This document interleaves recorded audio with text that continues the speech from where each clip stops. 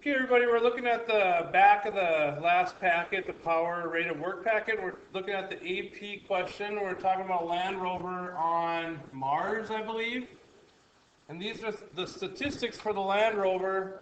It says the mass of the Land Rover is 11.5 kilograms. The wheel diameter is 0.13. Energy stored in the battery is 5.4 times 10 to the 5th joules.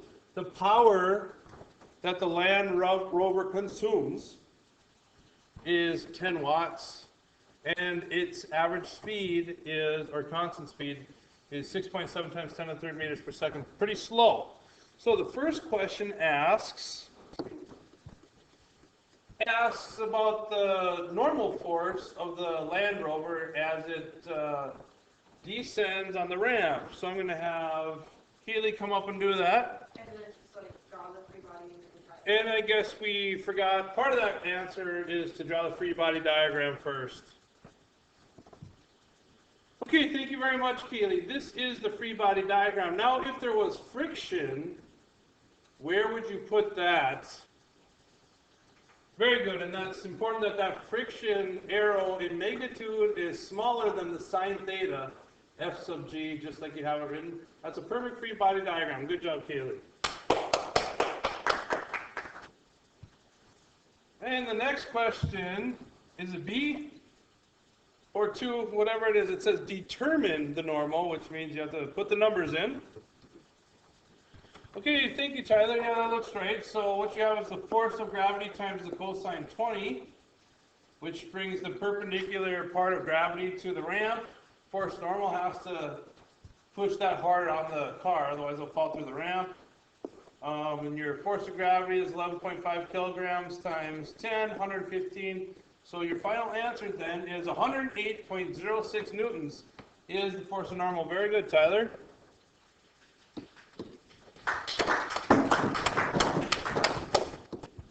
Okay, number 2 on this question. Number 2 is the summation of forces on the rover as it travels across the Earth at a constant velocity. Okay, thank you very much, Joe. Yeah, since the thing is going at a constant velocity, we know there's no, the summation of forces in the x direction has to be 0. And in the y direction, the thing is not falling through the surface of the Earth. So this, it's remaining on the same y plane. So the acceleration in the y direction is also 0, which means the total summation of forces is 0. Very good. Thank you, Joe.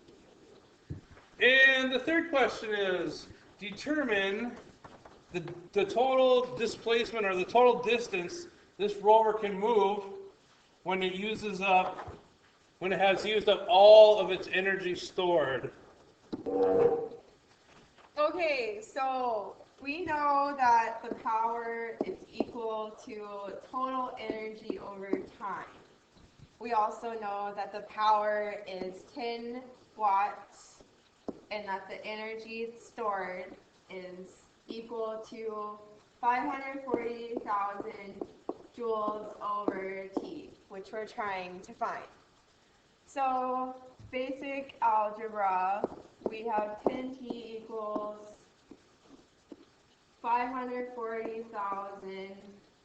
You divide that by 10 on both sides and you get time is equal to 54,000 seconds.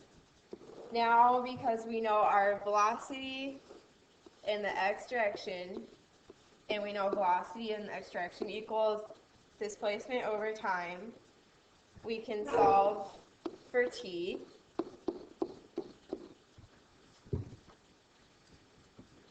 And we know our velocity is equal to 0.0067 meters per second, and our time that we just calculated is 54,000 seconds. So that's going to equal our displacement.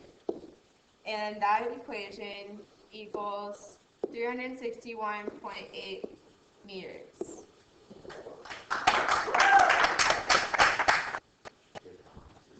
Okay, so the last question says, suppose 0.01% of the energy is lost due to the atmospheric drag or friction. Due to the atmospheric drag. The question is, what is the force of that drag? So the first thing you have to do is you have to take your percentage and you have to turn it into a decimal. So to do that, you have to divide by 100, and that is going to give you 0.001 as your decimal. Then you have to take that and multiply it by the 10 watts to figure out the power that is lost due to the drag.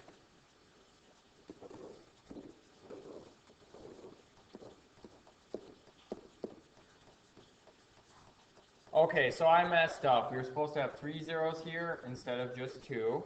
So now that is going to be equal to 0.001 watts of power lost due to drag.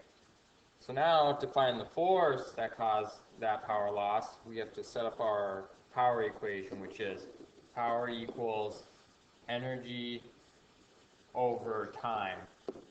So our power that is being lost is 0.001 watts, which equals the force times the displacement, or the same thing as energy.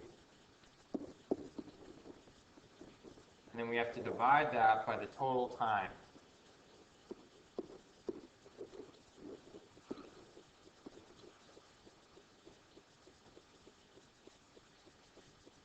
So then, after some algebra, 0.001 watts equals 0.00848 times your force.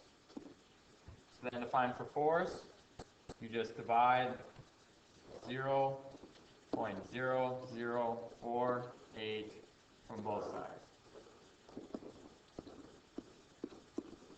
So your force is equal to 0.206 newtons. Okay, we made a mistake, calculator error. It turns out that 361.8 divided by 54,000 is 0.0067. And so our correct force is actually 0.149 newtons.